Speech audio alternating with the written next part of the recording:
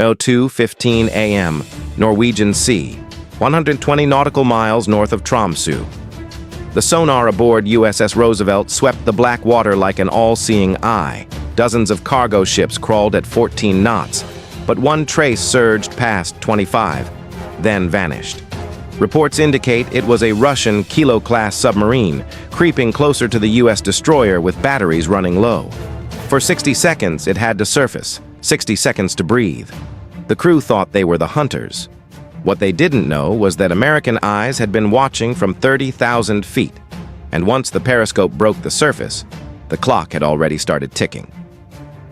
02:41 a.m. Norwegian Sea, 118 nautical miles north of Tromsø. Sea State 3, wind biting from the northwest, water near freezing. The Russian project 636.3 kilo creeps at 4 knots, a shadow sailors call the black hole for how quietly it moves. Reports indicate this class runs on diesel-electric power. Without a fully fielded air-independent propulsion system, the submarine survives only on dwindling batteries and borrowed oxygen. Gauges creep toward the red. Pumps hum like a held breath. Inside the control room, the air feels heavy, metallic. Condensation beads on the valves. The captain runs the numbers again. Stay submerged, and the boat risks becoming a tomb.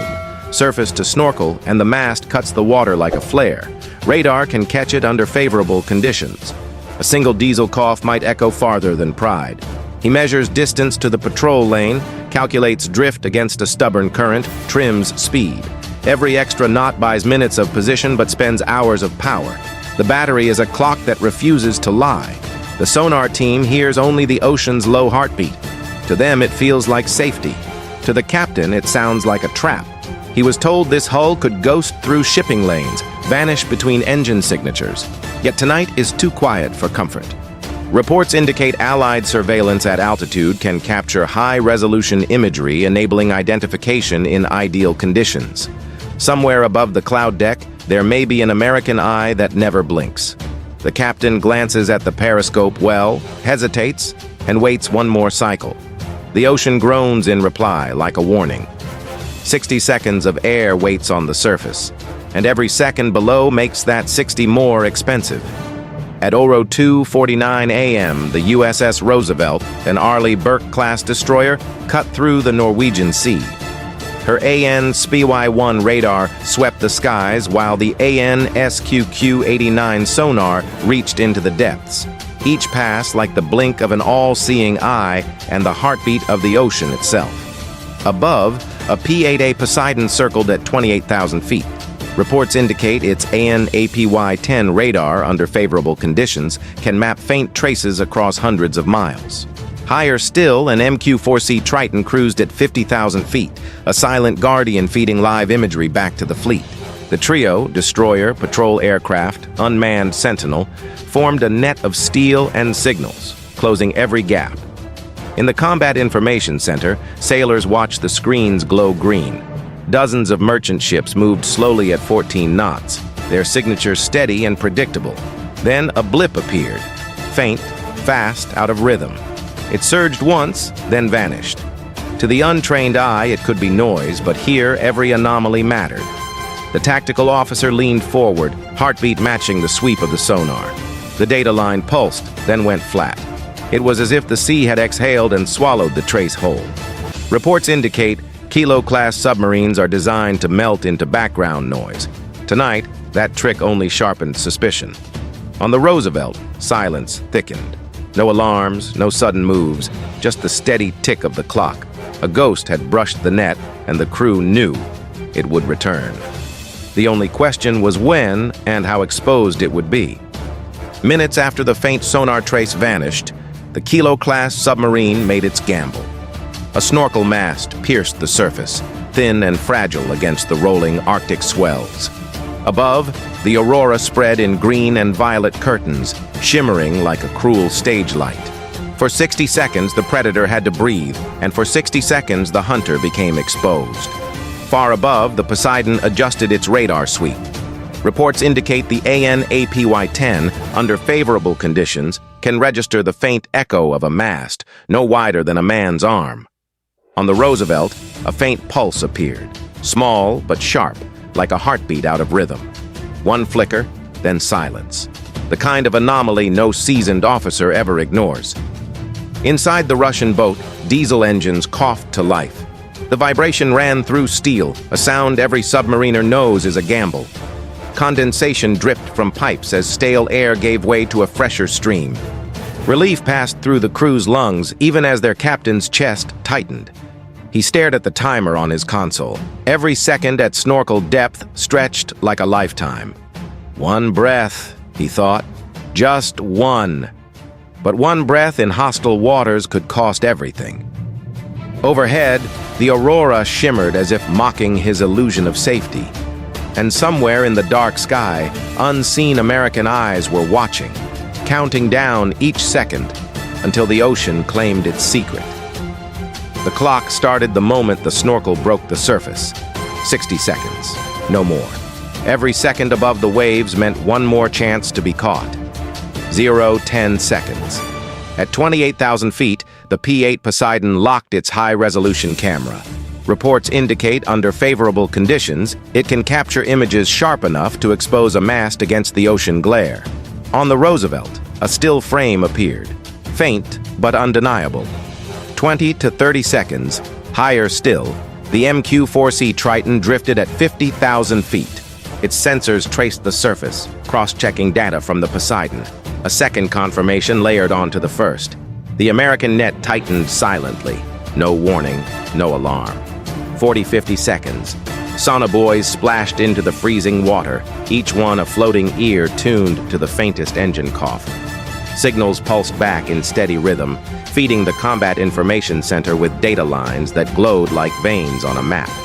Inside the kilo, the captain believed the sea had hidden them. The engines rumbled, the snorkel drew in its precious air, and the crew felt invisible. But silence from the Americans was no mercy. It was bait. At 60 seconds, the mast began to retract.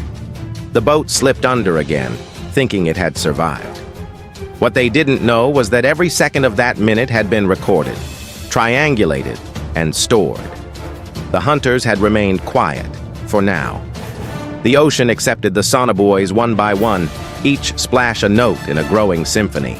The Poseidon released them in a precise arc, while the USS Roosevelt marked their positions on a glowing grid. Within minutes, a wall of sound stretched across the Norwegian Sea. Reports indicate that under favorable conditions, sonobuoys can detect the faint churn of a propeller or the vibration of a struggling engine. Tonight, the sea was cold, calm, perfect for listening. Each buoy became an ear, tuned to the whispers of steel against water. Inside the kilo, the captain ordered more power. Batteries strained, propellers bit into the current, and the boat surged ahead. For a moment, it felt like progress. Then the first ping echoed faintly, then another, then two more, until the rhythm built into a drumbeat. On the Roosevelt's CIC display, the glowing grid pulsed with activity. The net was closing. The Russians could not hear the wall forming around them, only the thrum of their own engines. To the crew, it was momentum. To the Americans, it was confirmation. The sonobuoys translated every vibration into data, every turn of the screw into a signature. The black hole had left footprints. The captain of the kilo gritted his teeth, unaware that with each surge of speed, the ocean was betraying him. The wall was alive now, breathing, listening, tightening. And there was no way through without being heard. For a brief moment, the Russian crew believed they had escaped. The sonar screen showed no threats, the ocean around them felt empty, and the propellers eased back into a steady rhythm. In their minds, the net had been avoided. The kilo slid forward, cloaked once more in silence. But the silence was an illusion. At altitude, the Poseidon shifted frequencies, scanning beyond the ordinary range. Reports indicate low-frequency surveillance can sometimes capture emissions that slip past standard filters. Tonight, luck was not with the Russians. A faint radio leak bled into the ether, barely a whisper, but enough. The Poseidon system caught it, flagged it, and triangulated with the Triton above. The signature aligned perfectly with a Project 6 at 36.3 kilo, the so-called improved variant. On the Roosevelt's CIC, the trace turned from suspect to confirmed. The Russians had slowed, thinking the Americans had lost them. In reality, every move had been catalogued. The boat they called a black hole had just revealed its fingerprint. In the CIC, the tactical officer marked the screen. The captain gave no order to strike, no order to chase, only a quiet nod. The prey thought itself invisible, but was already in the crosshairs. The first trap had closed, and the Russians never even heard it snap. The Poseidon shifted into strike simulation mode. At altitude, the aircraft released a signal that mimicked the launch of a Mark 54 exercise torpedo. To the American crew, it was a controlled drill, a way to mark and test. To the Russians below, it sounded like death cutting through the water. In the kilo, the sonar operators froze. A sharp acoustic burst erupted, then a rushing tone streaked across their headphones. It grew louder, faster, closer, until the screen bloomed with a blip that pulsed erratically, like a heartbeat out of rhythm. The boat shuddered under its own fear, metal groaning against unseen pressure. The captain barked orders, his voice strained, but calm was already gone.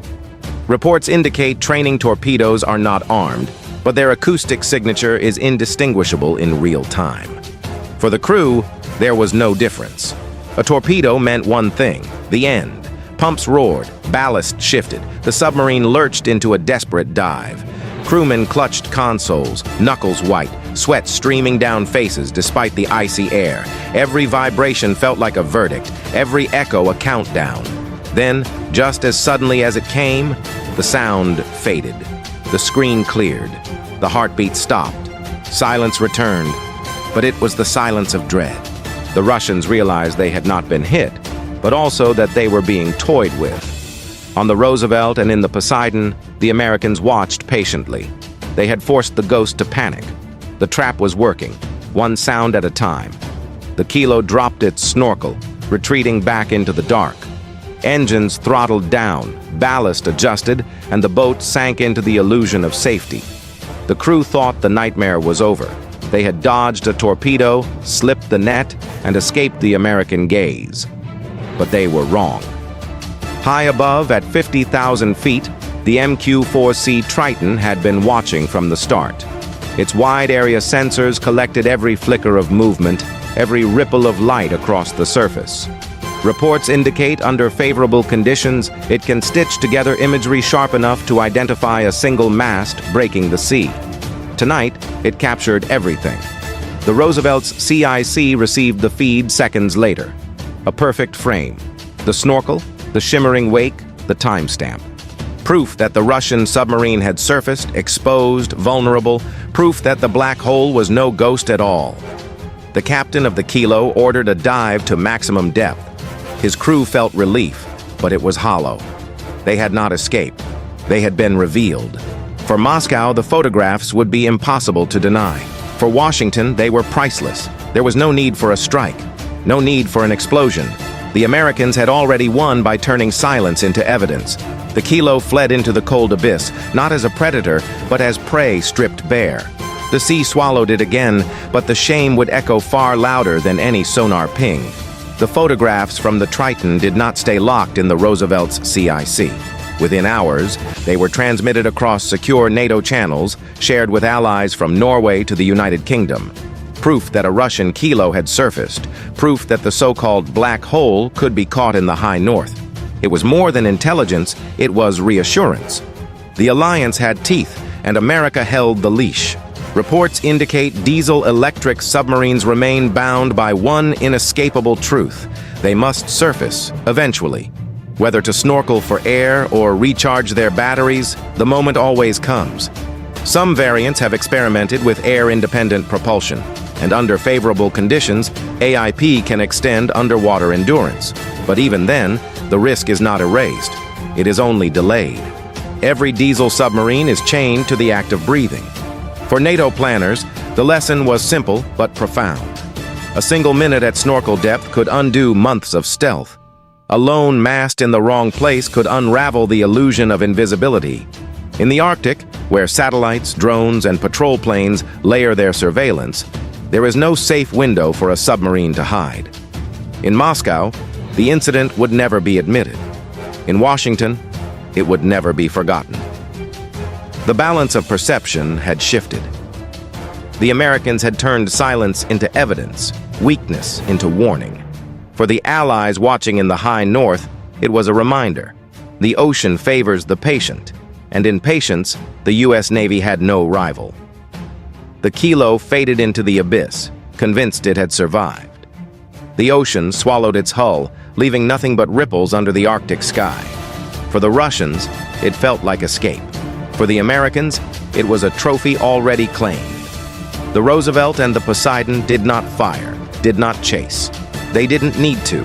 Every frame, every ping, every whisper of that minute had been captured. The so-called black hole had been mapped, exposed, and archived. Proof was stronger than any warhead. Across NATO channels, the message was clear. Silence is not immunity. Stealth is not invisibility. One breath, one mistake, and the hunter becomes prey. In the end, it wasn't about sinking a submarine. It was about showing the world that even ghosts leave shadows, and those shadows can be caught. The Americans had waited, watched, and recorded. And when the time came, they let the silence speak louder than any explosion. On the ocean, every phantom believes it is unseen. But 60 seconds is all it takes to turn them into prey. And in the high north, America is always the hunter.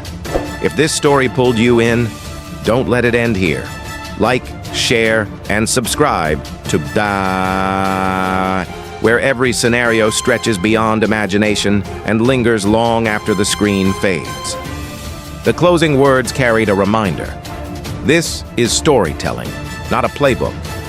No real commander, sailor, or soldier should gamble with lives in reckless games of intimidation. The purpose is to illustrate, to dramatize, to warn, not to instruct. Any resemblance to classified missions or specific individuals is purely coincidental. Our intent is never to mislead or glorify war, but to spark curiosity, reflection, and a deeper appreciation for how fragile modern conflict can be. Thank you for being here. Your presence is what gives these stories meaning.